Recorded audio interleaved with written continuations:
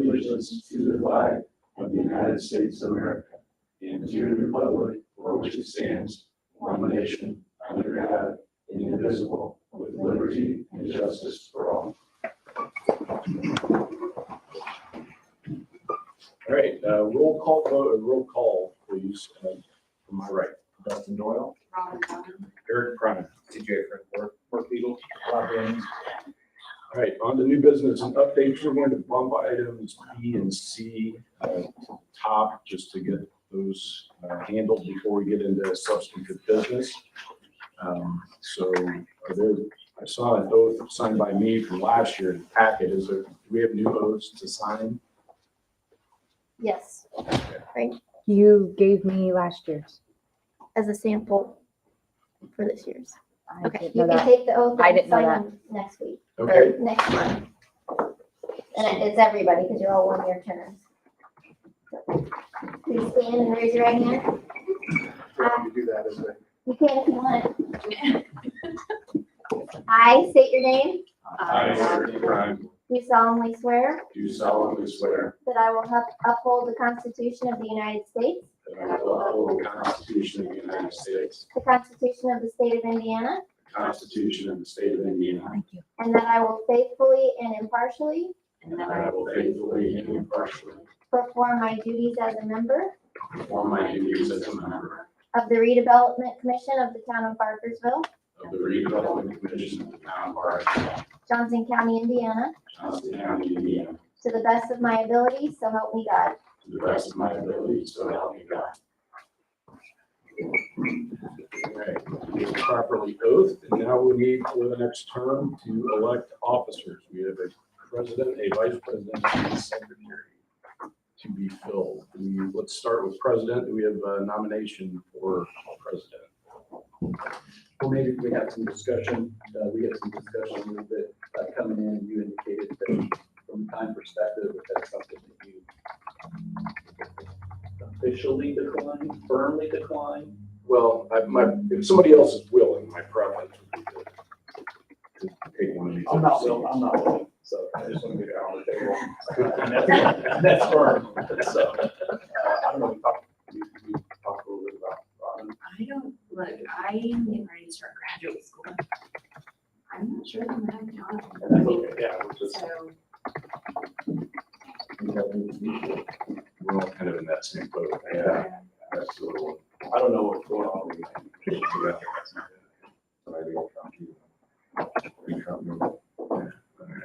I think the fix is in. Dave, you rolled over, I'm Brandon. I would like to it's on nominate, right away, come on. if we're done discussing, I would like to nominate Eric Prime as the president of the Bargersville Redevelopment Commission. We have a nomination. Do we have a second? Nomination and a second. Any discussion on that item? Seeing none, roll call vote. Yes. Aye. Same. Aye. Aye. I don't know on that. Okay, now we need a vice president. Do we have a nomination for that office? I'm happy to continue. Thank you. That's what's needed. We need a nomination. Thank you. Do we have a second? Second. Any discussion? Roll call vote. Hi. Aye. Aye. And lastly, we need a secretary. Our current secretary is. I nominate Robin Bowen to be our secretary. Second. Any discussion? Vote. Aye. Aye. All right.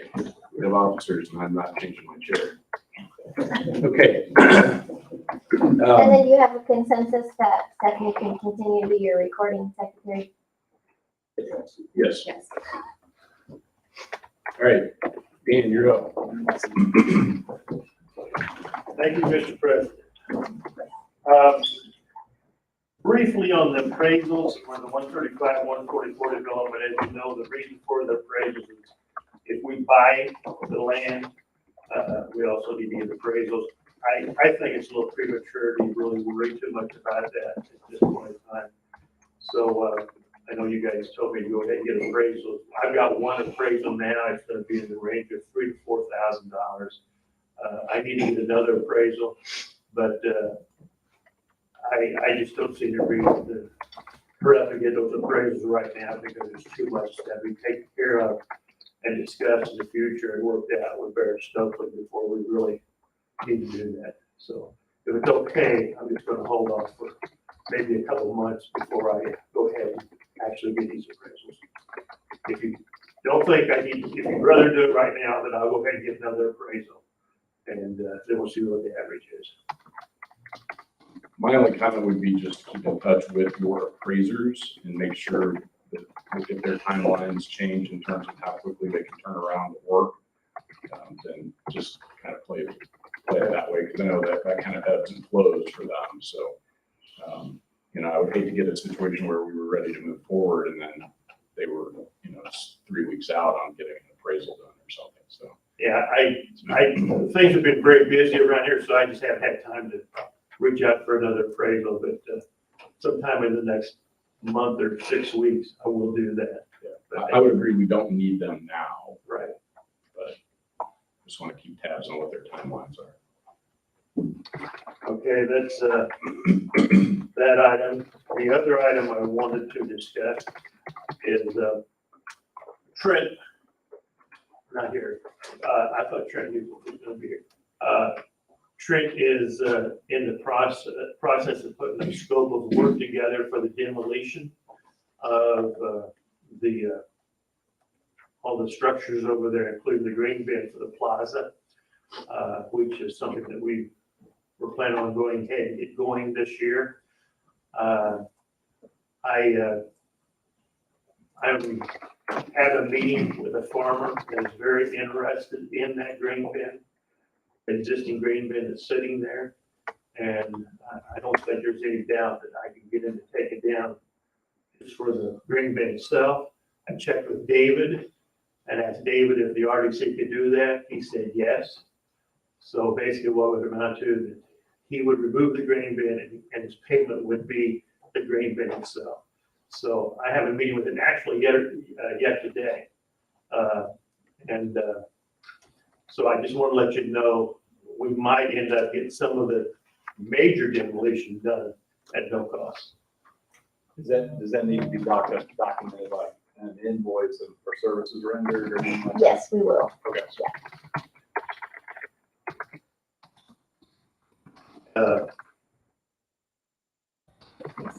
And not to get insurance, he'll give it, does he have to have insurance to take that down? in case that My falls over? understanding was we were gonna write up a short agreement.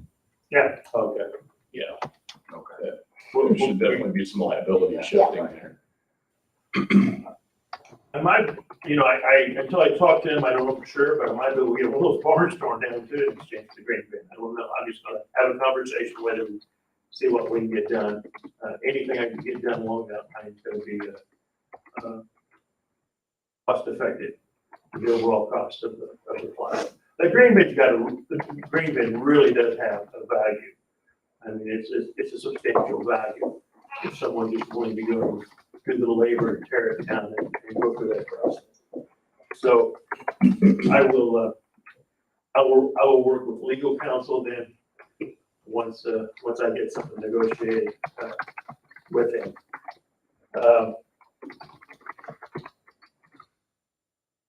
The other thing, we don't really need to talk about it right now, but I want to keep it fresh in Adam's and the board's mind, and that is that part of the responsibility of getting the Ready grant is we have to produce a letter that we have matching funds to do that. Okay. The amount of money in the Ready grant, and we're talking about for the plaza, the amount of the Ready grant is, I think, $450,000. And Susie, you correct me if I'm wrong. These are funds that have already been committed, and it's part of the 2022 Ready grant of funds that are left over. Because we have such a large match in the private sector of the Ready Grant. Susie has negotiated, I guess I'll use that word, with the other municipalities around that, hey, we want that. We're the ones that's putting all the private equity up and that sort of thing. So we will have to have a letter of confirmation that we have money in the bank and ready to match those funds. What's the timeline on that? When do they need that? Susie left. Yes. I think well, you've got 2 years to pay, you got 2 years to get the work done. I think it is. I believe it's a March 31st deadline that we would need to actually get the application in. Do you know? I don't know. I think, I believe that's what the date was. So we gotta go through an application process somewhat to get that done. Our consultant, our Ready consultant feels pretty confident that that is a good use for it, and we should be able to get that. But when Adam makes his presentation here pretty soon, we need to keep that in mind as far as cash flow and that sort of thing. And I'm assuming that letter would come from the RDC, maybe it'd come from the council. I don't know. Maybe Andrew knows, but the town would have to commit matching amount. It might have to come from the council because I think the money might end up having to go to the town. I don't know. It can all be worked out later on, but I just wanted you to be aware of that. The final thing, and this pertains to a conversation that will be happening pretty soon, later on the agenda, the draft facade improvement grant program. The way that just, I know the majority of you know this, but the way that grant works is the RDC says, yeah, we will put this much money to the side and dedicate this much money for facade improvements downtown.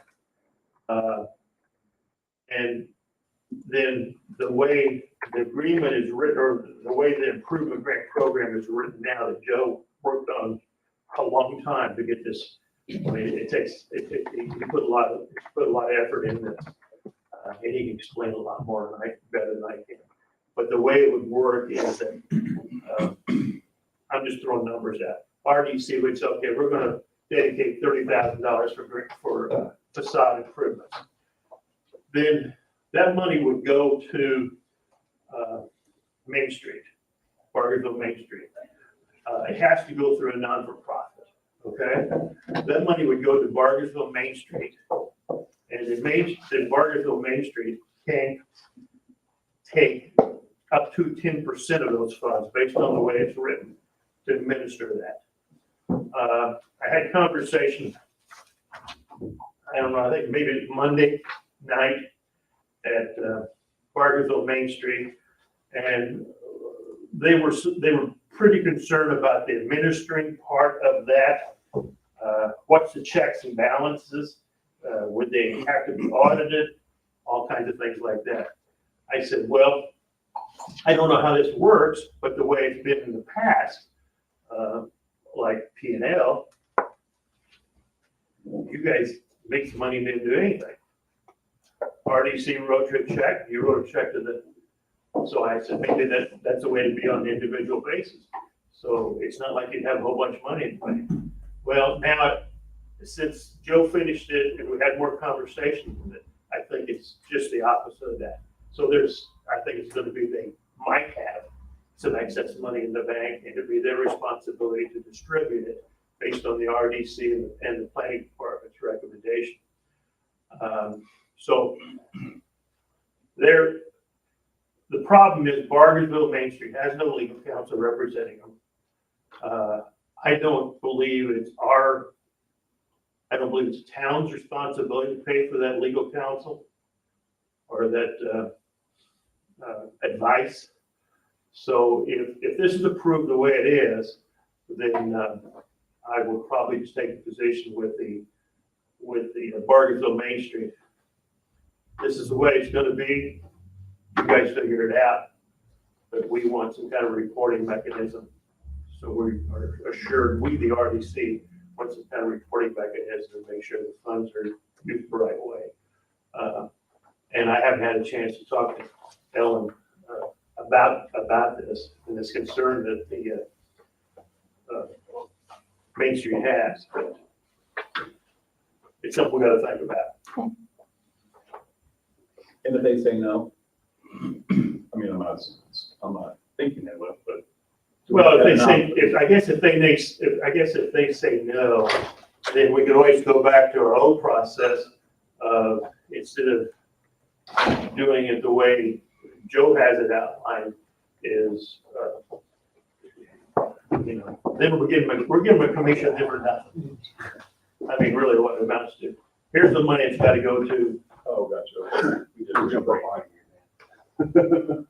I think the alternate is, the money's gotta run through not-for-profit. I think the alternate is we do it the way we have been doing it. RDC reviews, approves those proposals. We take that 10% substantially down. I don't think they need 10% to administer nothing. Gotcha.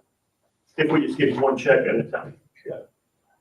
10%, and the way I wrote it was to administer the program. Is that a better way? I'm sorry? Is that alternate a better way? Does that give us more control? It does. On the funds? The way this proposal is, RDC wouldn't see any of these proposals. It wouldn't be at catch meetings. Main Street would totally administer the program. They take the applications, review those, make those grants, report back at the end of the year. This is what we. So it comes down to who makes the decision, whether it's here or whether it's delegating. Of course, the first step of the decision is this department. Yeah. Right. As it relates to zoning and Right. the uniform building code, all that sort of thing. Do you have any feel? Ellen, can you explain why we utilize Main Street in the process? RDC can't just give out cash directly to developers or business owners, especially not with TIF dollars, and that's mostly what you have. So unless possibly you found a separate grant that was specifically for facades, and I'm not even certain if that would change things, you have to funnel any kind of cash grant through a non-for-profit community organization, and the one that we have here is Main Street. But could it be done on a case-by-case basis as opposed to a percentage? Yeah, it could be done.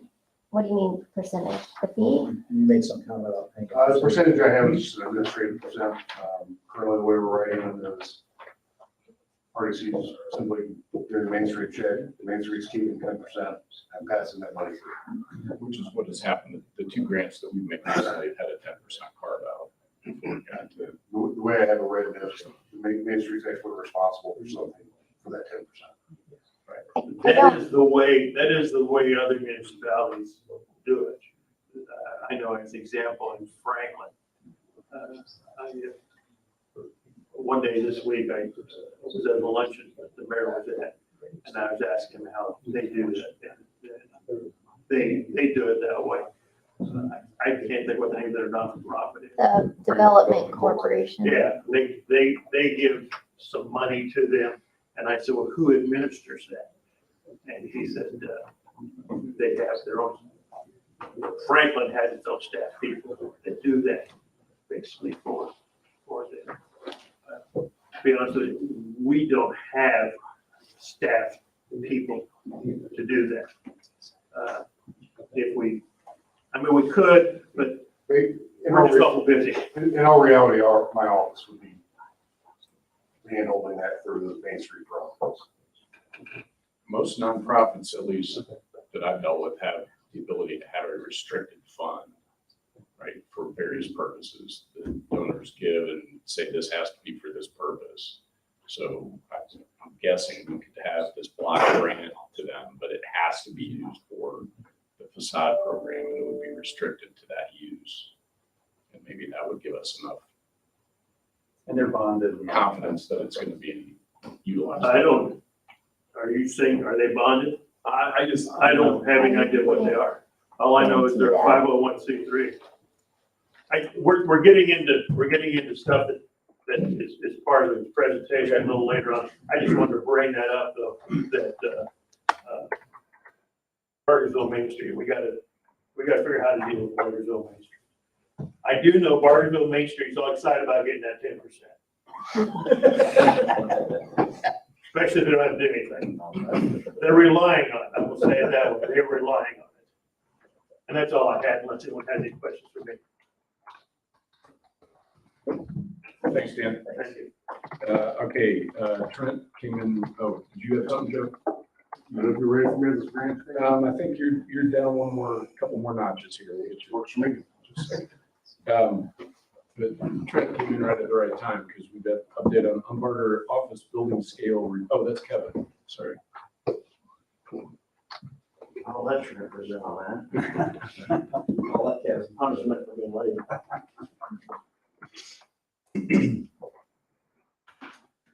Good morning. Today I have before you a quote. So when we were doing the alley project, the water and sewer and the street work, we're hoping maybe have the contractor that was working on that remove the scale from 111 North Baldwin Street. That was around $50,000. So I told them to hold off on that and we get another quote. So you have a quote in front of you for $21,550 if we want to go ahead and pull the trigger to have this scale removed. I do know that Crossroads is part of their scope of work for the parking lot that's close to the scale. This is not part of that, so I think their expectation is the scale will be removed and the area flat, I guess, and they would take it from there. I don't know if you would add to that or agree with that or. Yeah, I would say that, I mean, it can be part of the scope, but if you look over there, it's the only kind of demo thing that's really needed. The rest of the work is, let's just say, regular parking lot work. Getting grade ready, curbs, asphalt, and so forth. And so my guess is that you're gonna get a contractors to bid that their specialty is paving and curb work. And they're probably gonna sub it out to a demo guy because of the nature of that scale, to take it out. So will you get a better bid? I mean, I can't look into a magic ball and say, but I would say the prime will probably be marking up a sub price in that scenario where you're getting a direct price here.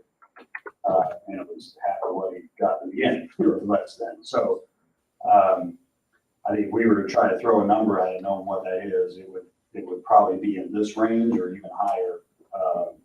And we plan to bring the parking lot to you for bids and award in the month of March.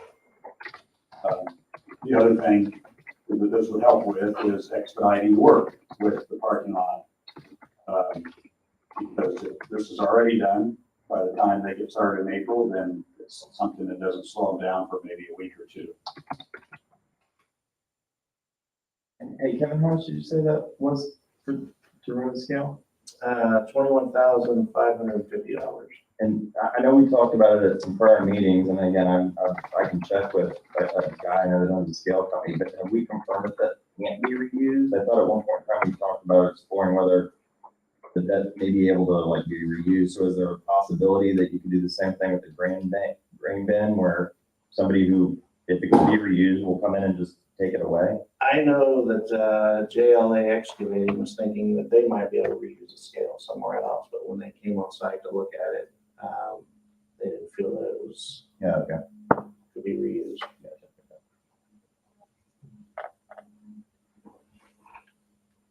Ellen, I know it's in the lease, called for in the lease to do that work, but do we need to notify if we're doing this work on somebody else's property? Do we need to notify them? Or is it leased properties that we're okay? Legally, no, but practically, I guess it's not a bad idea.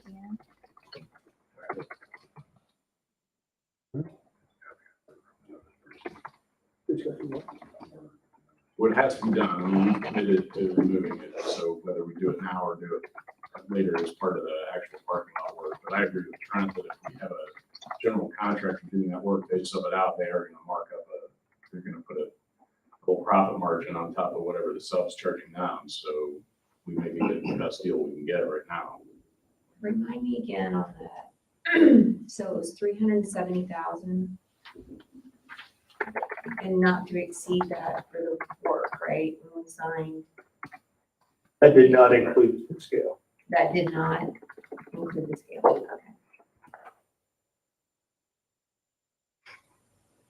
Just because there was always talk about having it done with the alley job, so we did not have it in that estimate that we gave for the parking lot. Okay.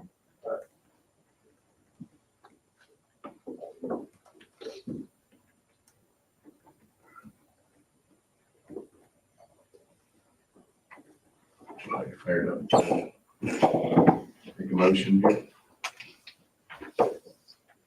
Are we just approving this? So we would be authorizing the town to move forward with contracting with JLA to do this work.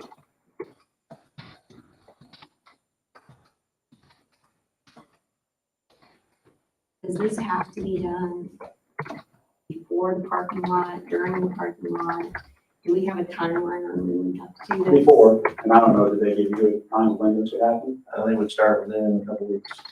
Perfect. It would save the time. I mean, we expect the parking lot because it's subgrade and it's everything temperature sensitive, so, if we get lucky, they could be doing it in March, but we expect them to probably start in April. But this has to be This done. has to be done before. And their quote includes, it's gonna leave a hole, right? Their quote includes, bringing that back up with material so that it's pad ready for us, which is the patio area, basically. And what is number 53? Is that stone or dirt? Stone. Stone. It's stone with a mix of larger and fine, so it's basically pad ready. Yeah. So it's, from that standpoint, there's a little bit of work that's an overlap, so hopefully it helps on our parking lot price because we'll say, okay, we don't need that stone in that area now. And our design will be adjusted for that. And you've seen all this trend and are good with basically what they're gonna do so that you can come in. Yeah, absolutely. Eric, That's the part that we coordinated on. The part that's hard for me is to say how much this should cost. Yeah. Because there's some steel in it, there's, all you can do is kind of see down through some cracks and some holes, but, there's some substantial concrete and steel down in there, so it's gonna take them busting it up to get it out. I just want to mention too, that I believe that this is a pretty good price because this is winter work for this contractor. In the spring, we may not even get to be able to do it. Just for my own purposes again, why can't this be done anytime, even after the parking? Like, why does it have to be done with the parking lot? So with the parking lot, we're building the patio that comes from that building out to the parking lot. You're aware of that, right? Yes. It's in the way of that. Okay. You can't go over this, Okay. right? Yeah. And it's actually the wrong elevation. Okay.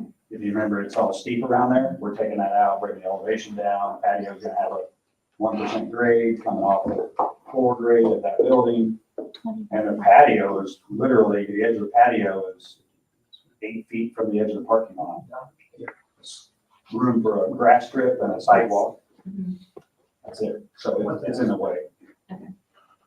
But the way this is set up, this gets you all the way to, you can just go for the patio and stay there because they'll have the fill and everything in place, right? Absolutely. Okay, fantastic. All right. We need a motion. I'd like to make a motion to approve the JLA Excavating LLC bid estimate quote. It's dated October 27th, 2022, for the removal of the building scale, the umbrella office building scale. Second. Motion and a second, any discussion? Roll call vote, please. Aye. Thank you. I Thanks, believe the same contractor will be interested when the scope of work is identified for the demo on the other side of the street. So Eric, do you want Kevin to just notify the owner? Thank you. All right, Mr. Stone, you are up for the plaza discussion and BOT model. Okay, you have the. Yeah, you got it. Printed large, thank you, Joe, for using Dan of use of your large printer. So that was the last meeting, Definitely should. about as large as we can print it. So I've got somewhat of a onion here that I want to try to unpack, okay? And I'm going to try to do that in as straightforward terms as I possibly can, because once we get it, if I get too much into this, what I don't want to do is like get confused in that, and I really want to try to help answer the question with regards to the plaza and that question. And I did just text Amanda with Aspire. She did just confirm it's March 31st is the hard deadline for the Ready One grant timeline. Okay. So what I'd like to do is start with, you all have a copy of this one pager as well. Okay. What I'd like to do is just kind of baseline the RDC on real numbers for 2022 and some initial projections for 2023. And then we can use that as hopefully footing to then talk about the plaza, the options with regards to the cash committal. Fair? Okay. So in 2022, the tax increment finance revenue captured and receipted from your various different allocation areas was $260,752. 2022, the RDC generated and issued $2.2 million worth of new redevelopment backed debt to purchase the land that you all have now that you're working to remarket in that TIF project. The 2023 debt service requirements, of which you already funded the first February 1st payment, is $205,413. So to be clear there, that is cash obligations from this year's revenue. A portion of your December last month TIF increment was already reserved to pay the February 1st, 2023 principal and interest payment on that bond. Therefore, the principal outstanding as of end of last year was the same par amount that was issued because nothing had been paid yet. Those bonds obviously purchased the land. There's the land value that includes the escrow. And so as of the end of 2022, start of this year, the total cash on hand from the Redevelopment Commission was just over 1.5 million. Okay, everybody with me so far? Just one quick question. Yeah. On the third bullet point, again, the 205,413 is a cash obligation we still have. Yes, sir. And we've already taken care of, like you said, February and December. Did I hear that right? The 205 is new. Okay, correct. So think about it this way, and this is local government at its finest, but you're gonna collect your main revenues twice a year, right? The spring and fall settlements that will actually get receipted to the commission in June and December, okay? So most redevelopment debt amortization schedules have an August 1 and a February 1 payment date. Okay. So the August 1 is actually paid by the June settlement. The February was actually paid from the December settlement, okay? So your February 1st payment was paid from last year's revenue. This year's revenue will pay August and February of next year. Oh, I'm with you. Okay? The 2023. Yeah, so the 205 is really from the revenue you're gonna make Okay. this year, what we're gonna have to systematically set on to pay those payments. Okay. Okay. So then let's look at revenue projections. Right now, we are forecasting that you have a pretty considerable growth in tax increment finance revenue for 2023 over 2022. We show that has a chance to increase up to $541,000 in total TIF revenue. The 2023 debt service reserve requirements I just carried down from above. So that shows us as a projection surplus TIF revenue, new usable project TIF, 335,000 this year. Okay. Interest income, we actually notched a little bit higher. You are earning a little bit higher on investments, so we put that up to 22.5. And then we pulled, this does not count the most recent motion for the GLA or JLA? JLA, so we'll have to add that in. But we have right now earmarked $823,732,000 in cash pay-as-you-go capital projects in 2013. So that's plaza design, that's all the downtown grants, that's the downtown parking lot. Obviously need to add in that scale removal, but that's what we currently have is approved, estimated to be paid from cash this year. That assumes nothing else approved by motion for the rest of the year. Okay. We looked at the last few years of just general and administrative expenses. I bumped it up a little bit just to try to give us some contingency there, but it's estimated at just shy of $56,000 per year. So our ending balance as of today was $996,000. You can take about $21,550 and take that down a little bit more to be conservative, so closer to maybe $970, $975. Excuse me, Adam? Yeah.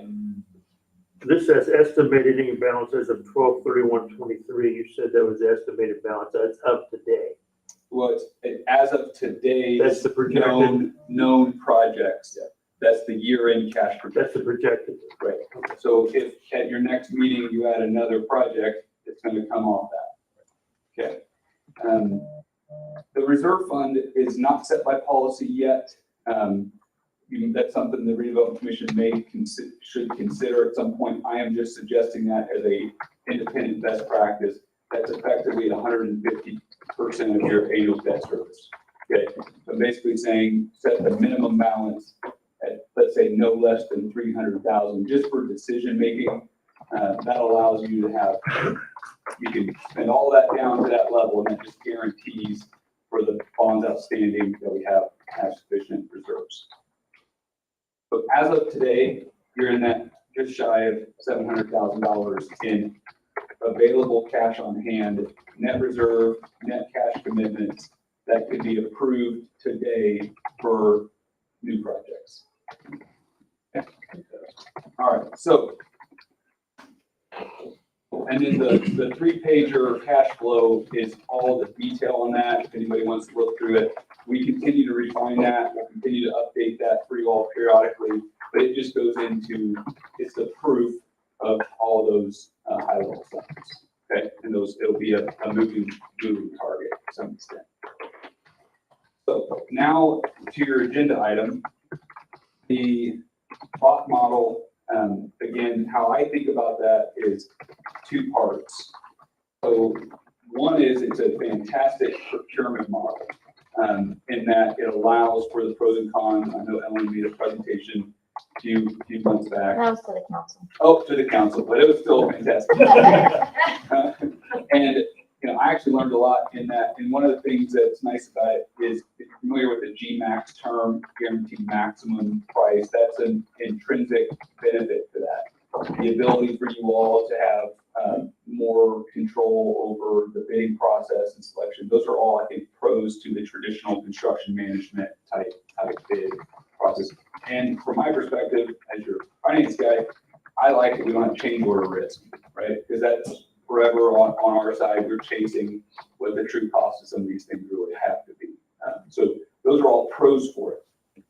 The other aspect of BOT is this financing mechanism.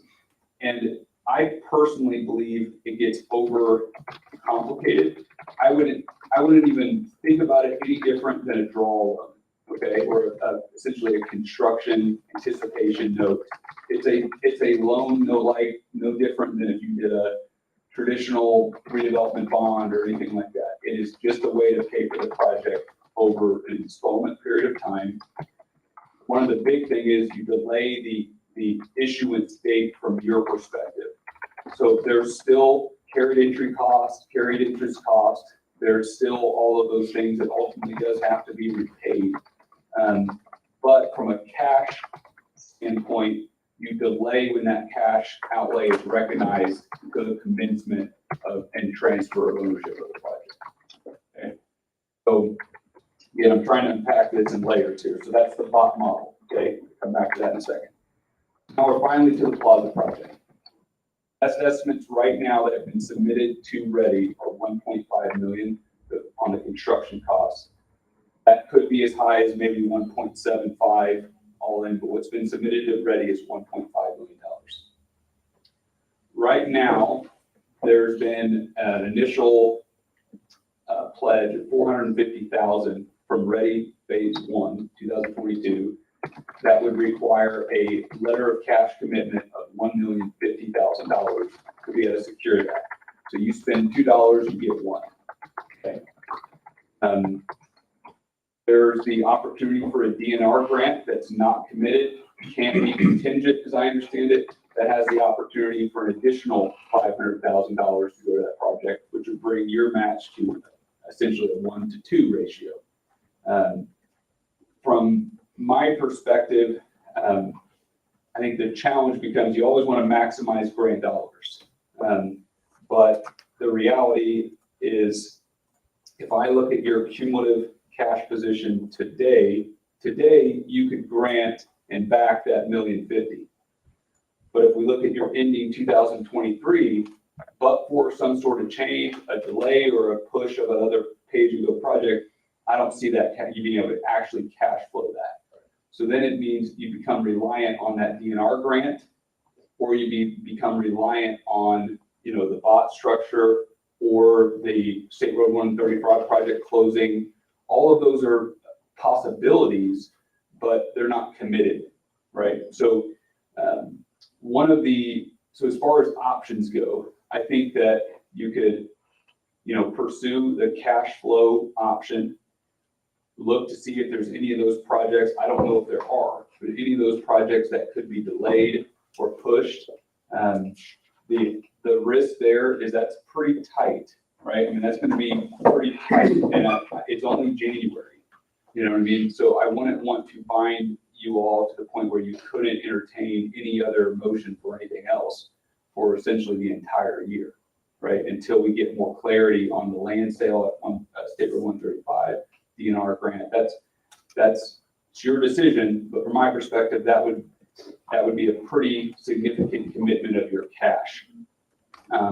The alternative is, if you want to do the project, you do entertain a bot or similar loan facility whereby the design, the construction, all of that gets rolled up into that bot facility with the knowledge that you will have to repay that from future tax increment finance, but that allows you then to not commit cash, and to this extent, essentially the majority of your cash on hand, so that as you have other opportunities and other projects through the year, you can do that. So I know that's a lot from a podium at 8 o'clock in the morning, but I wanted to try to at least unpack it as much as I could. I'm happy to take questions. Can I ask a question? Yeah. I understand, Adam, at the end of the year, the issue is the cash balance. To be able to just say, we don't want to have to rely on the bot. We want to say to the Ready Grant people, we got this, right? The payment for the work at the plaza will stretch over a full calendar year. Okay. So you will have more of your tip distributions in 2024, all of them, in fact, before you would have to pay out everything because of the duration of that project. Would that make a difference to be able to just say, not saying you don't want to do the bot, but just to be able to tell Ready Grant, we got this, you can still look at the bot if you wanted to. But it's not going to be at the end of the year of 23 where you got to say, I got to have it. Okay, that does help. I would say the detail, our current 2024 ending cash projection is $1.3 million. That assumes no construction of the plaza. Okay, so net the 300,000 reserve, that puts you at just over $1 million. And so even Which in is that. right, which is right where we would need to be, right? Yes, and so But we would be my, trapped. I'm not trying to be overly conservative here. I always try to ride that line. But if we add that to these numbers, the way the math would shake out is that I have to encumber that, right? To be a good steward of that money, we have to be able to clear that check if it's called upon, right? That would be worst case scenario. That would be you cash funded the whole thing, the DNR grant does not come through, and you don't sell the 135 grand. So it's worst case scenario, clear. But in that scenario, that is your cash for the next 2 years. Well, also, put in number 3 of that, everything we've been seeing on the council is when it comes in, it's gonna be about 1.5, it's gonna be 1.75. Yeah. And I guess I wasn't trying to, put you right at that limit, but I guess what I'm saying is that, you could say that now, you don't have to make the decision on the lot. In the fall, before you spend any money on the plaza, and, you're not signing something saying to go on the plaza until the end of this year or even in 24, right, with the bids. So you're not beholden to that money really until then. And you will know about the DNR grant before then. So When do we know about the DNR grant? they're due in June, and what they say is they come out with the announcement within a couple months.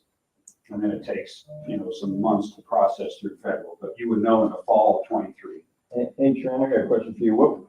When did you say that, you had mentioned that, like, there were some stipulations about moving dirt, like you can't move dirt until you actually get approved? With Or you? the DNR grant, we pretty much know we would not be able to move dirt until spring of 24.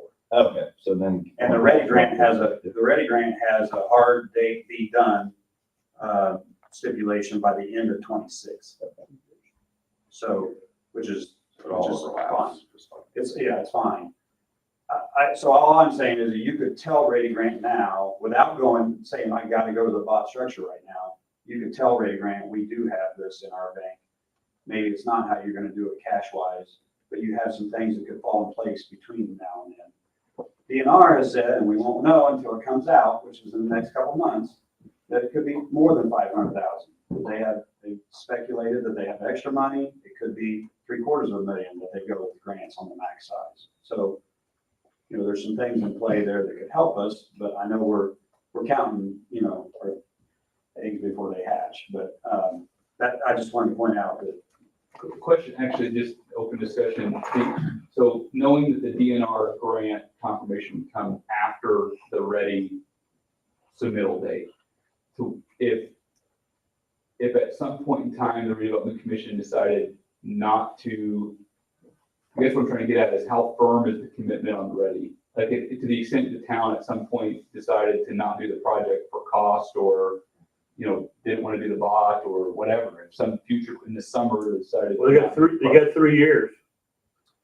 Well, you got till 26, but they need, the county doesn't want to give the money back, right? Right. So my guess is they want an opportunity, they want some time to be able to say, okay, you failed, you're getting the money back, they're giving it to another community, they're using it themselves. I don't know that anybody can answer what the timing is on that, but I would think if that was known in 23, they wouldn't have any trouble still spending the money in other places, but you would lose out on using the money. So other than the opportunity cost of losing the 450,000 ready grant, if it's, the way I would think about that is the March 31st declaration is non-binding. So the $1,050,000 doesn't, the project doesn't have to be, the money doesn't have to be spent. Doesn't have to be spent until the end of 26. Yeah. And so I don't know if it's a deal where they give you the money and you have to pay it back. I don't know the details of that. I'm not an expert on the Ready grant. I think it's an actual reimbursement. Okay. Is the way they get, they've already spent it or spent whatever, and then you get it after the fact, because we still don't have our money from Ready One on what we did out at, that's not what you use, the pipes that we put under 69, we still haven't got that. We haven't got that money back. Yeah. So But I think we're really close to getting it. This Ready grant was called some other grant in the past and it'll be called something else in the future. My guess is you put a kind of a black mark on yourself. Yeah. You know, that'd be the only downside is that, okay, Bargersville fell on their face and they had to give us the money back. It caused us to rush around and use the money. So, but I don't think there'd be any kind of financial penalty. I was just, from my perspective, I'm just trying to see if the option was to get on the other side of that and get a little closer to the DNR grant. Adam, I got a question, and it may be in here somewhere, but, the 135, our land out here that, obviously that we'll work on, how do you have, what scenario happening do you have figured in this cash projection? Yeah, I think I have that you land bank it forever. So right now, my When you tax, say land bank, it stays there. or you sell it for $1. Okay, Yeah, so there's no net, there's no, All upside. Yeah, I have that as worst case scenario, okay, on that property. And that either you don't sell it as you expect, the Okay. 1.6. and then the cost of carrying it, That's right. whatever. Yeah. Andrew, based on your experience and where we're at, and Dan, what kind of a timeline do we have? Probably 2024, or do you think it could be the end of 2023? Or we get to the point where we have an agreement and we understand what? I will tell you, in what we talked about, by March, they want to submit for those reimbursement tax credits. And if we don't have a rough agreement by that date, then we're probably gonna have to go find somebody else, is my guess, and go down that road, because we're gonna get this thing sold by the end of the year. It's the Okay. goal, one way or another, and kind of contractually bound. But I think for this conversation, I know this is really complicated, and for those of you that haven't spent any time in municipal finance, it seems like it's calculus. But this is really just a municipal finance exercise, and Adam's telling you stuff to be conservative. Sure. From my perspective, you're in great shape because you have multiple options. A lot of times this conversation happens and you have no options and you're trying to figure out how to pay for something that you've already approved and you're like, we don't have any money. I mean, you have multiple options of how this can be done. You just have competing factors. One is construction prices that continue to go like this, and we're in recession or about to be in a recession. So will they come down? Interest rates are going way up, so it's not the best time to bond or buy, but it's all kind of merging. But you have multiple options on how to do what you want to do. And I believe that Adam is giving you great advice and saying, hey, let's have a reserve. We don't want to overspend, and we probably don't want to do this all in cash for this project. And then we come up with a bunch of different options like grant money, ready money, other opportunity to help defray that cost. But the reality is we're really not starting on it till 24. Yeah. So you don't have to make a decision today, and you have time to work through all these options, and things will change. We all know that. Can we scenario plan this? Like optimal, we have cash on hand, we sell, we get grants. What does that total lump sum mean in the time? And just kind of go down the list and then say, hey, we think we're gonna fall here, which might be we get one of the grants, we sell the land. Yeah, Adam can do he can do a great pivot table for you. I mean, just real quick, if the, Hold on 1 second. The best news I heard today was that number that Adam gave you of the increase in your collections. That's a dramatic increase. If you can remember back when Baker Tilly came in and told us, well, you only have this, we're going to project 200,000 for the next 5 years, and everyone was head down, how are we going to do anything? And we kept saying, well, there's more coming, there's more coming. Well, that's case in point. And every year, every time you see a building go up, right, just think about that. In 2 years, you're going to have more revenue. So all this stuff, these strip centers getting filled up, getting built, things being constructed, that's all going to increase the valuation that you're going to receive, the collections you're going to receive, which is going to allow you to do more. Now, the problem is you have 10 things you guys want to do, which is great. You'll get there, but it continues to grow. So that's what he told us 20 minutes ago was the best news I've had in weeks. and that revenue doesn't include a downtown project getting built, which is gonna change dramatically again. Your Now, revenues. what CJ, the question that he just asked, what if we get all this money in, we get all this, what do we have? Probably roughly around $2 million cash on hand, we got our projects paid for. But we don't know if that $1.6 million from Barrett Stokely for that development over there is real or not. Right, that's what I'm saying. Why All we can tell you is that's what they put into it. go based on. That may be, I mean, that could be anywhere from $1 to $1.6 million when all the economics works out. I don't believe it's gonna be $1, but it's. Yeah, I'm just And trying to some get a of sense of those are unknowns, Right. some of those are unknowns, CJ, but I mean, the numbers really are the 1.6, you can use that number, and the 500,000 or 750,000, which we don't know at DNR. And those are really the numbers you're talking about, flex numbers.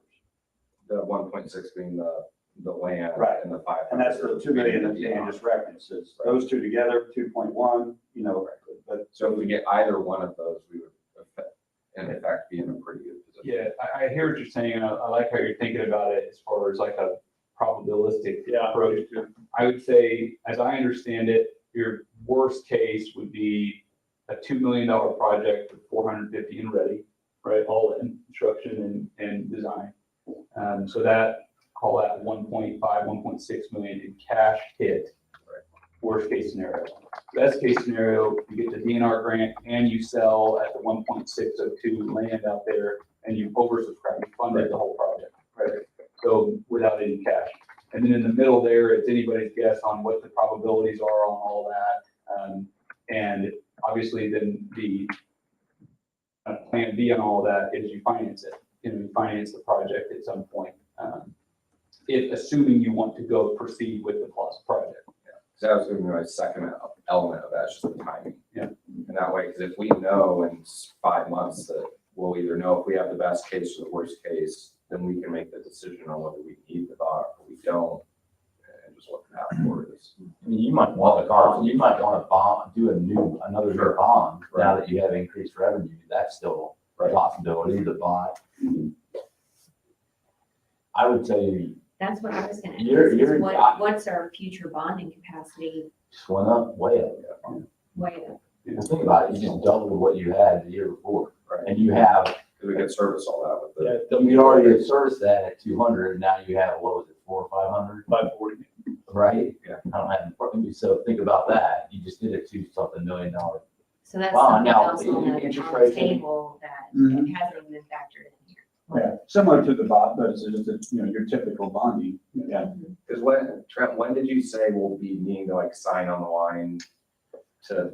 If we did it a year from now, you'd be signing on the line then, but you don't, you know, those are contracts that you pay as they go. Right. So it's a full year to build that, and you pay as you go throughout the year. So then in working theory, we would more or less know about the land. Oh, yeah. We would know about the ready and we would know about the DNR. I think, yeah, we expect to know by the land by the end of the year, you know about DNR, you know all of that factors by then.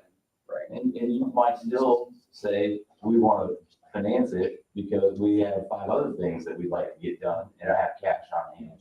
So then fund that or the bond. I mean, there's so many scenarios that are all positive. I mean, the whole deal that's going to happen over, you know, hopefully at 144, you could do a whole new bond there, extend and take money from that and use it for the plaza. I mean, your goal is to have a $300,000 reserve, in my opinion, to have that money available to service your debt, and then whatever you do servicing of the debt, you don't need big cash reserves. You want to be spending it because every time you spend dollars on these projects, it spurs growth. Like everyone says, well, we spent this money on these grants. Well, guess what? You're now you will get increased tax revenue because this redevelopment that happened here, you're getting it next year. You're going to get money off of off P&L next year. If you'd done an abatement, you would get 0, right? So you're going to start getting that money coming in every year. It's going to continue to increase. So and that's not even in those numbers. So just think about that. Reds was worth what, 500,000. That's going to be $2-3 million, a $2 or $3 million assessment. So you just sixfold your taxes. So every time we do those things, that's more money coming into your pocket, and then more opportunity for you to make $1 wind up being 10. So Trent, I guess I was under the assumption this bid for the plaza was coming in March. It's not coming in for a That's while. the declaration for the Ready grant that you're going to do it. Okay, so or that that's you have easy. the We're gonna money do that for. anyway. And so the cards That's are what gonna we be gotta turned talk up about. as soon as we find out from DNR. You just have to be able to write a letter to stand behind, to tell the Ready, we've got this, we have the money, and we are good for it. You have to have a commitment, so that's what. Andrew's in, he comes. What is that commitment letter? Letter. Well, So That's what. For the Ready grant. It's a Ready. From my perspective, not, you know, from my perspective, if the RDC commits that, writes that letter without, and still wants to preserve the options, right, for the land sale, the bot, all those kind of things, DNR grant, even the whole project viability still technically to some extent. I just would like to, I think the best advice I can give you is if that declaration is made and backed by the Redevelopment Commission only, I think we have to commit the cash as a pay-as-you-go project over the timeline and the actual years we think cash is going to be hit, so that at least in the short term, if no other decision is made by the Redevelopment Commission, that can be, that we can back that up. You know what I mean? And so I think that's, from my perspective, the only thing I would encourage you to consider, unless the council decides to do some sort of backing itself that would allow the Redevelopment Commission not to encumber its cash. And so when do we need to, will we need to, vote on a group on that by when? The February meeting? March meeting? Well, I think, You know the answer to that?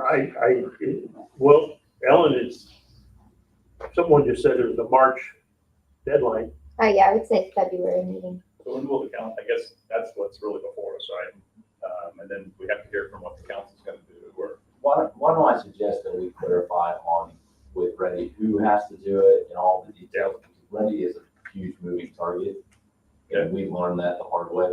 So why don't you let us, Adam, maybe we get with Amanda and really vet out exactly what we need and when we need it by, and then we can get that done before your next meeting. And if it needs the council involvement, we have meetings twice a month.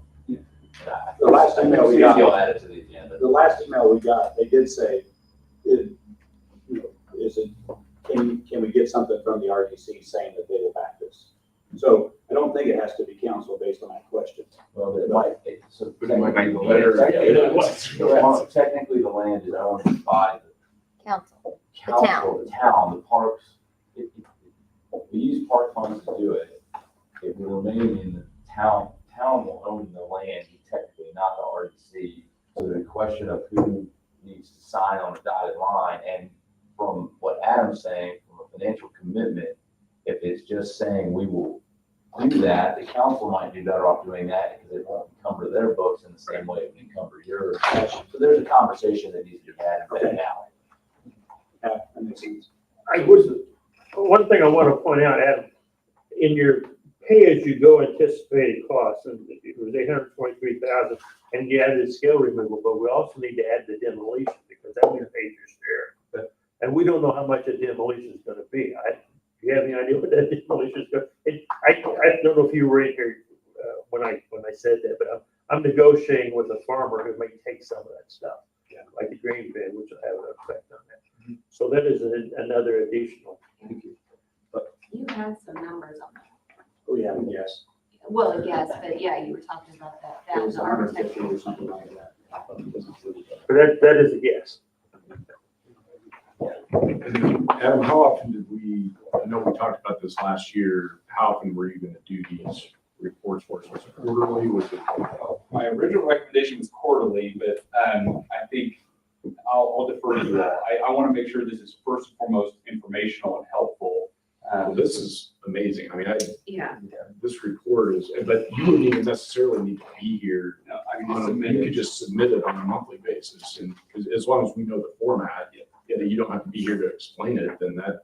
Because in theory, wouldn't all we need to do is take that 675 and whatever new project we want to do, we're just subtracting 675. So unless we do the commitment with Ready, where we've got to tie all that up.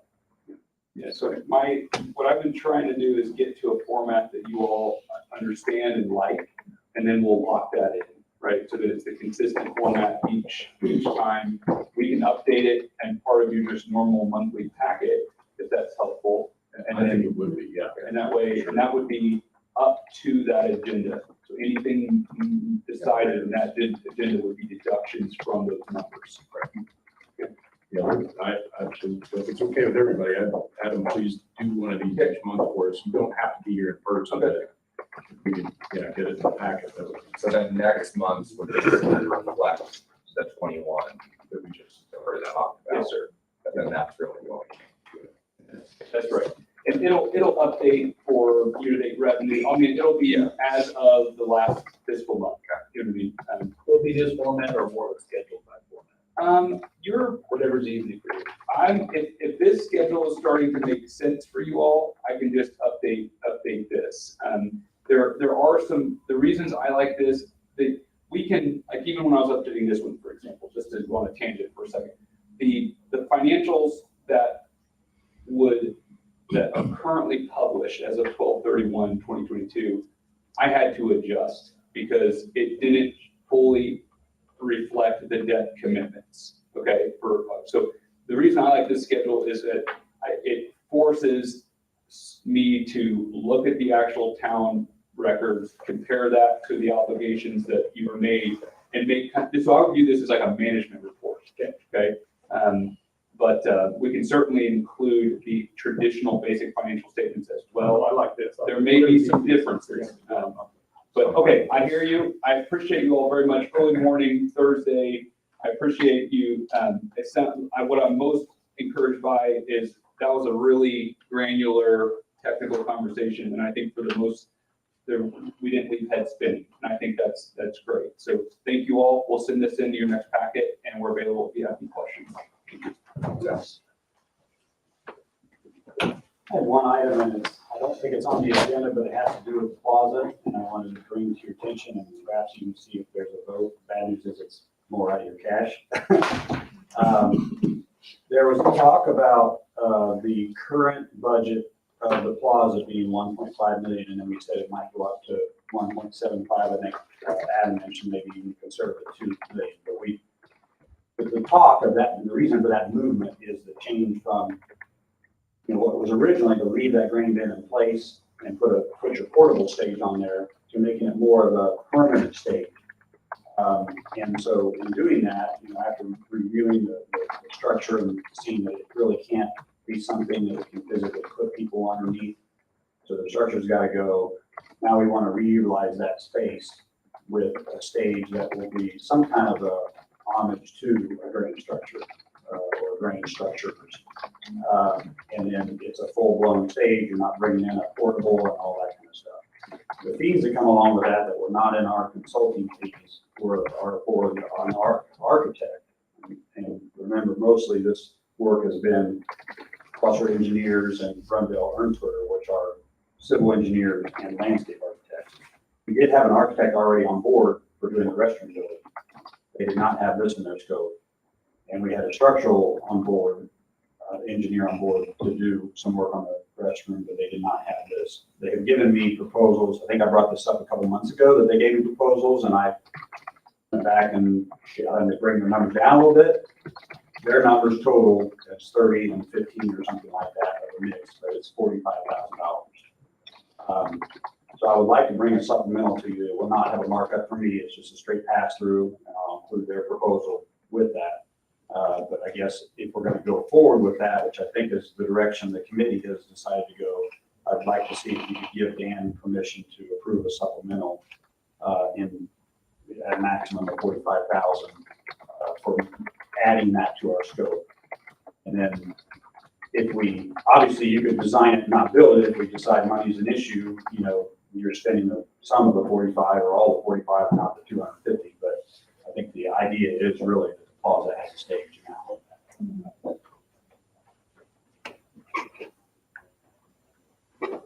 So do you have the bids, the numbers? I mean, I have the original ones, and I've been waiting on the revised ones. When I asked them to take their numbers down, they gave it to me in an email, and I said I need to formalize.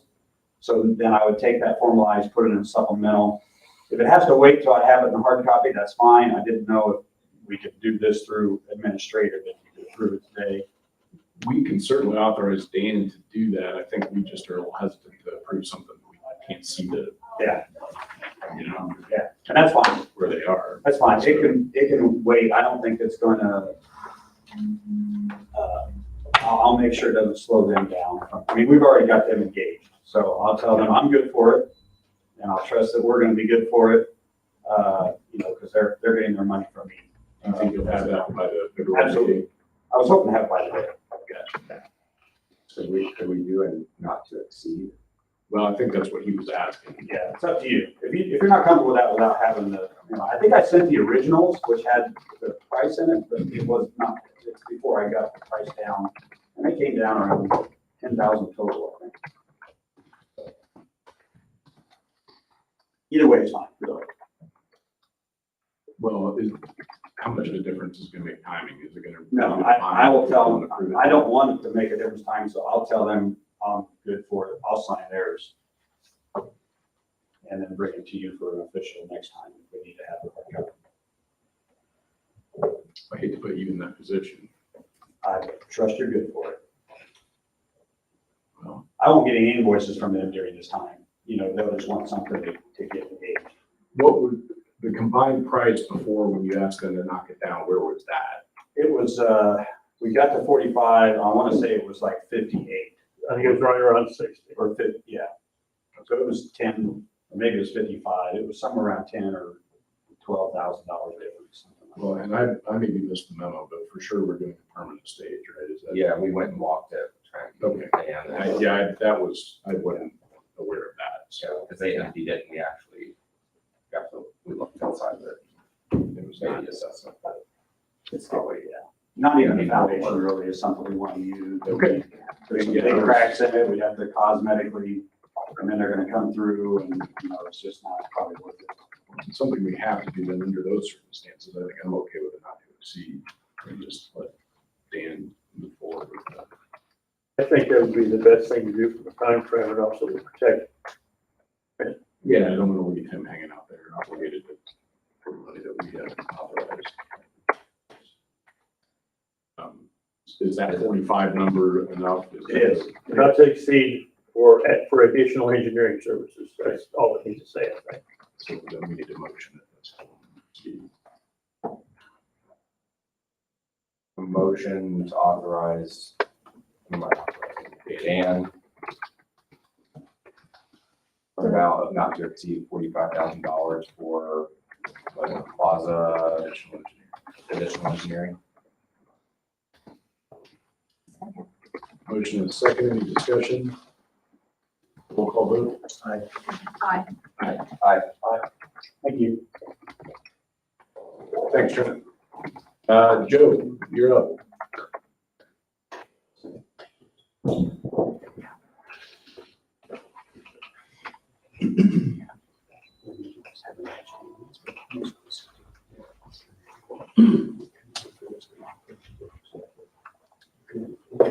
All right.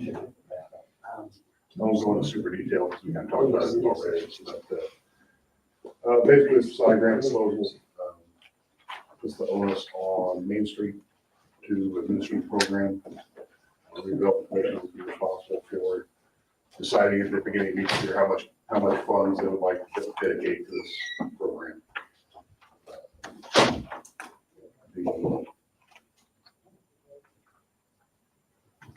I wanted to make a couple, everything else, a couple of minor adjustments. I think we sent it out yesterday.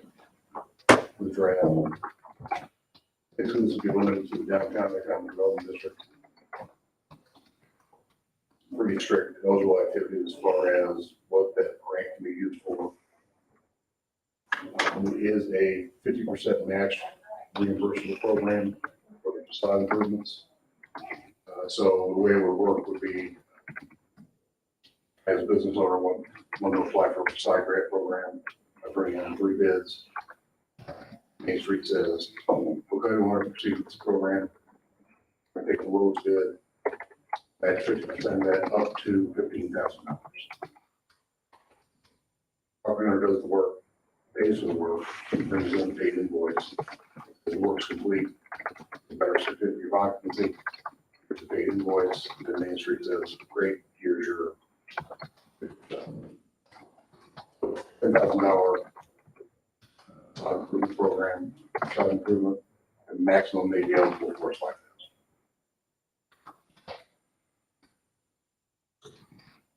I did write in 50% match for awning replacement, 100% match for architectural engineering design assistance. That would be capped at $500. How much? 500. Getting them,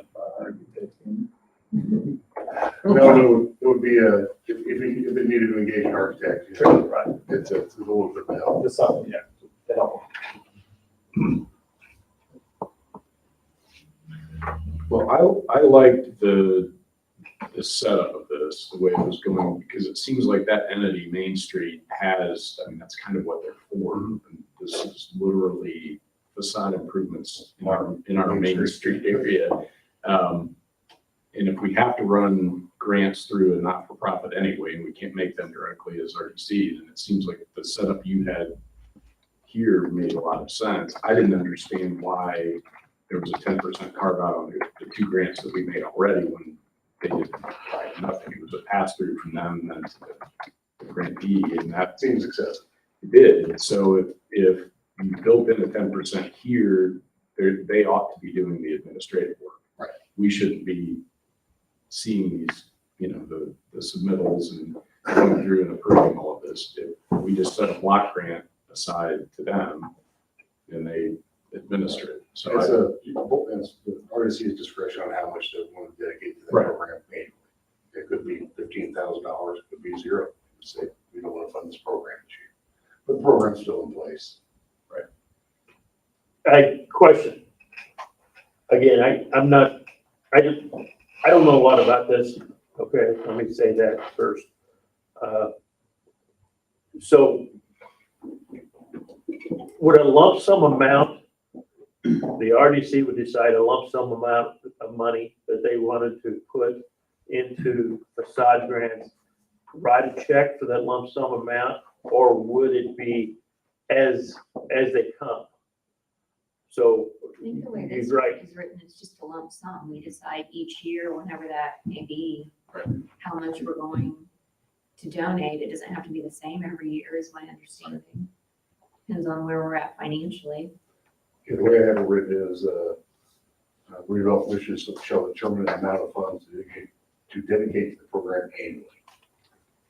And based on what Eric said, we can, but obviously, whatever that agreement might be with them, Main Street, we can put that, those restrictions, guardrails on it, and obviously, those funds roll over if there's any balances, and they can only be used for.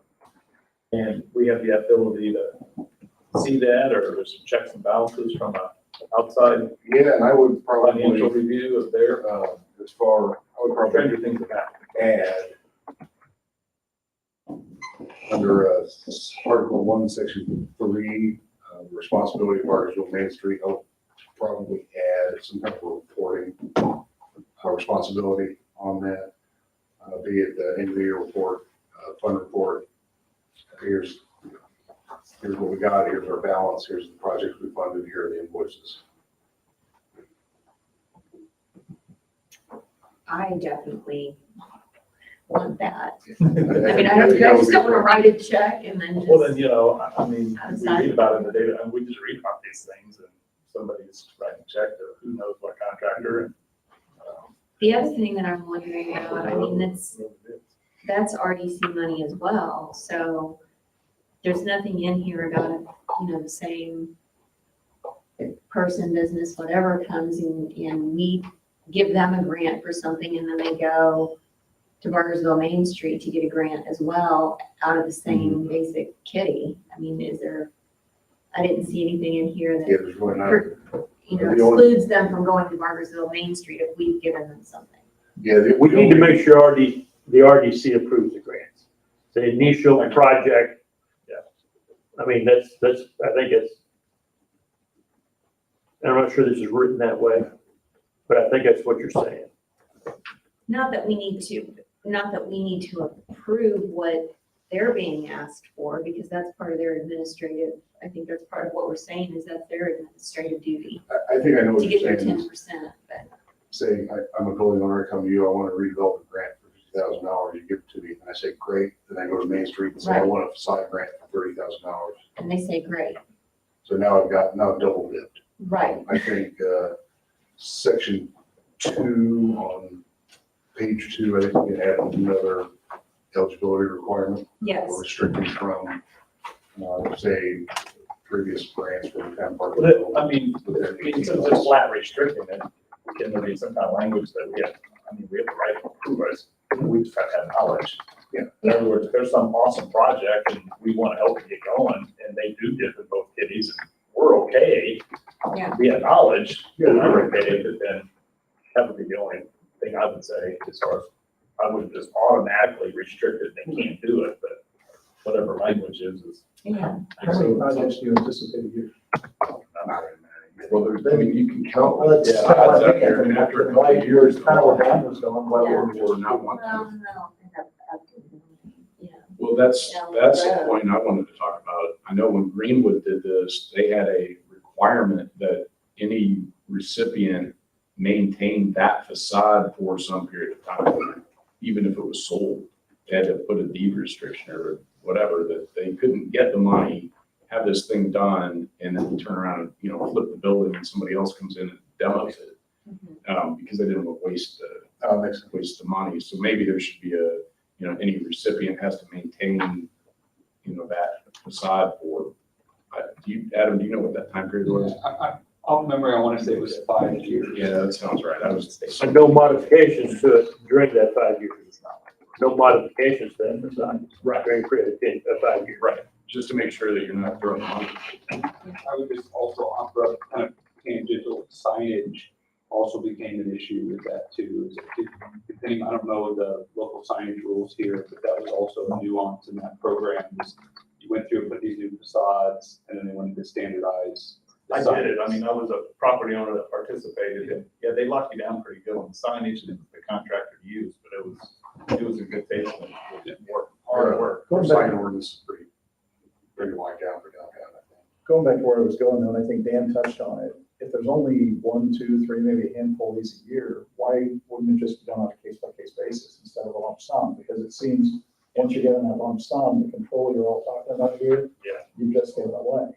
Whereas if you have them come to you one-on-one, okay, yeah, we're gonna approve 50,000, here's your 10% to administer it, but then you still have the control that you're worried about giving away.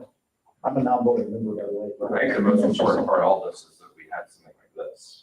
You don't want to Start off. Right, now, whether we're approving based off this or Main Street's approving off of this, I guess the question. And RDC wants a little more control. How I can rewrite it would be, Main Street can still administer the program, make a recommendation to the RDC, who would make that formal.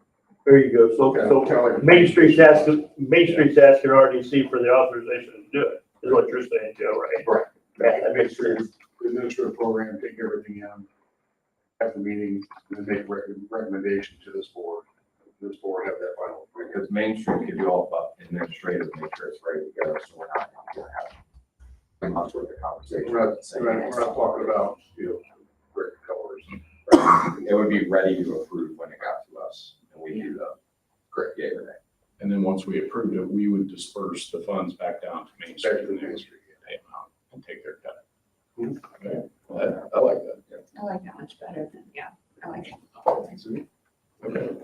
Couple items there, and I'll get that rewritten and on the February. Fantastic. I do want to reiterate my point that I made earlier when I was up there, and Kristen, or Carissa, can, if you got anything to say about that, you can too. We may have a little challenge in getting Main Street to administer it to the level that we want it to administer. Okay, as it relates to legal counsel, check and balance accounting, this kind of stuff. Am I correct in saying that? I mean, they don't think they ought to do anything, they think you ought to just take 10%. Well, You know, that's what they think. And we're gonna be requiring them to do a whole lot more. And I understand that. And that's the way it should be. But, yeah, then it becomes 5% or 2%, right? If exactly. they're not willing to. Or we have a model of how we do it, we just do it within here. Exactly. So I think that that's probably the way that Carissa and I will approach it with Main Street is, hey, it's 10% if you want to do full administrative. If you just want to do a pass through, it's going to be something a whole lot less. RDC is not going to give you that much money. I mean, I think that's the way we need to approach it. So I just want to make sure you guys are comfortable with us.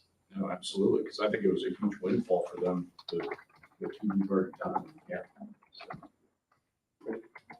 All right, next order of business, approval of the minutes from December 8th. Everybody the opportunity to review those, and if so, we would accept the motion to approve. Unless there are any corrections. I make a motion to approve December 8th minutes.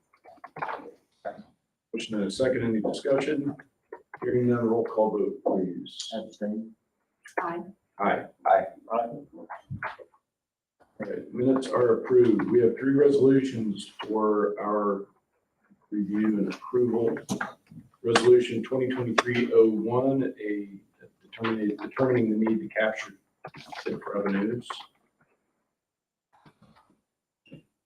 Ellen, are these done on an annual basis? are. So Is it just the renewal? The first, yes, particularly the first two are required for you to receive tip to dollars, do our business. that you need them and that you want to capture them. And then the third one is probably not used statewide, but they started doing it a long time ago.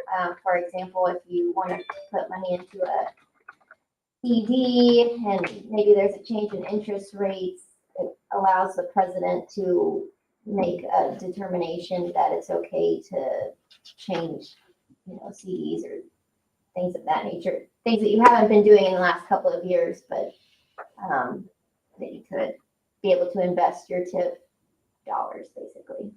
That lets the president do that unilaterally?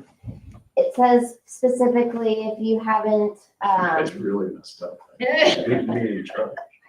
it's basically if something were to come up in between meetings that I wouldn't foresee really being used anymore, that you're meeting once a month, but Okay, well, let's take these one at a time, and we need and look well. If we do a motion to approve all 3 at once, I guess we should just do separate. Need a motion to approve 2023-01, the determination to capture tax increment revenue. So moved. Second. Motion and a second, any discussion? Vote please. Aye. Aye. Aye. Then we need a motion on 2023-02, the investment of TIF revenues. So moved. Second. Motion and a second, any discussion? We'll call vote, please. Aye. Aye. Aye. Aye. All right, and finally, the payment of claims resolution. That is the CD you're talking about? sorry, the CD was number 2. Number 3 is being able to pay people like Adam and myself that are on a basically contract or implied contract basis. We don't submit, a new, you're paying us basically in arrears. I'm having a problem explaining these today, I'm sorry. A little jet lag. It's a motion to be able to pay the Oh, bills. wait, hold on, I'm confused. So 2 is the TIF revenue? Yes, Yeah. Right, so 3 is. I said it wrong the Yeah. first time. Okay, 3 is basically paying consultants. right. Gotcha. Make a motion to approve resolution number 2023-03. Second. Motion and a second, any discussion? We'll call vote, please. Aye. Aye. All right, final matter, budget review and expense approval. It looked like we had 2, I think, a Baker Tilly and a Deputy Fred Beck. I think Oh, it's there were 3. 2 Baker Tillys. I think there's 3. Yeah. Well, 3 checks, but 2 in the, 2 Baker yeah, Tilly, yeah. 1. So we have a motion to approve those payments. So moved. Right. Motion and second, any discussion? Were these the ones that you sent separately? I sent it all yesterday. Yes. We've got here. That's what it's on. Yeah, but didn't we say we wanted to start to see the actual? Did she not break it down? Well, no, like the actual physical invoice. Yeah. One of these, Yeah, I'm not concerned with like what's listed here. It's Right. just Traditionally, we had the physical, a copy of the physical invoice in the Okay. packet. I thought it Like, said- so, yeah, so for each approval request, there was an invoice and then the amount. and then Okay. So if we could just going forward. if- Sure. Make a note right now. Included in the packet, that would be helpful. Okay. Not that we don't trust anybody, but it's just good to see them. Sure. Given that, do you have a motion to approve? Motion. Second, discussion. Roll call vote. Aye. Aye. All right. Expenses are approved. Ellen, you're paid. And then next meeting will be Thursday, the 9th of February, same place, and same time. We are adjourned. Good meeting, guys. Thanks for those. I have things for everyone to sign before you leave, just to let you know.